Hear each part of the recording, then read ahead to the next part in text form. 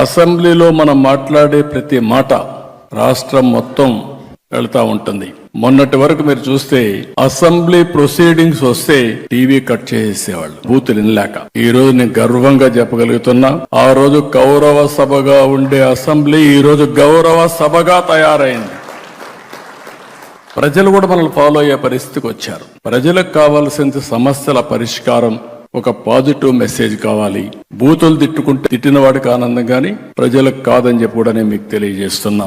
నిన్న మీరు చేశారు స్పోర్ట్స్ 3 రోజులు. మీరు ఇక్కడ స్పోర్ట్స్ ఆడిన విధానం మీరు చూస్తే రాంప్రసాద్ రెడ్డి గాని స్పోర్ట్స్ డిపార్ట్మెంట్ గాని ఇంక ప్రమోషనే అవసరంలా.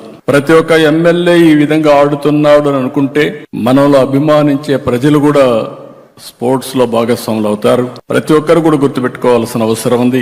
లైఫ్ లాంగ్ స్పోర్ట్స్ అనేది జీవితంలో ఒక మేజర్ కార్యక్రమంగా ఉండాలి. ఎప్పుడూ చూడనటువంటి బ్రహ్మాండమైనటువంటి కల్చరల్ ప్రోగ్రామ్స్ దగ్గర నుంచి, స్పోర్ట్స్ ప్రోగ్రామ్స్ దగ్గర నుంచి అసెంబ్లీ కూడా నేను చూశాను.